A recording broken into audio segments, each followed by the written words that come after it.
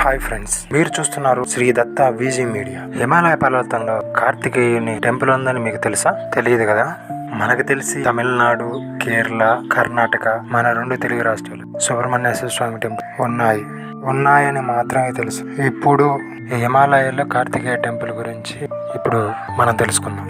ఉత్తరాఖండ్లోని రుద్రప్రయాగ జిల్లాలోని క్రోంజీ పర్వతంలో 200 ఏళ్లకు పైబడిన చరిత్ర కలిగిన ప్రసిద్ధి ఆలయం. ఈ ఆలయాన్ని శివుని కుమారుడైన కార్తికేయునికి అంకితం చేయబడిన ఏకైక ఆలయంగా చెప్తారు. ఇక్కడ స్థల పురాణం ప్రకారం గణపతికి కార్తికేయునికి ప్రథమ పూజకు మధ్య వైరం జరిగినప్పుడు ఎవరు గొప్ప అని తెలుసుకునేదానికి పరమశివుడు ఒక పరీక్ష పెడతాడు. ముల్లోకాలు ఎవరైతే ప్రదక్షిణ ముందుగా చేసేస్తారో వాళ్ళే ప్రథమ పూజలకు అర్హులు అని చెప్తాడు పరమేశ్వరుడు.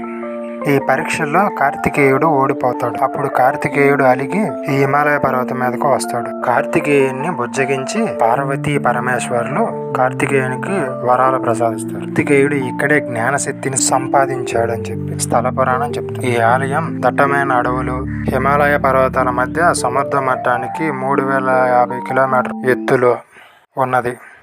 ఆలయం నుండి హిమాలయ శ్రేణులు, త్రిశూల్, నందాదేవి అద్భుతమైన దృశ్యాలు కనిపిస్తాయి. అందమైన ప్రకృతి వాతావరణము జనాల్ని ఆకర్షింపజేస్తుంది.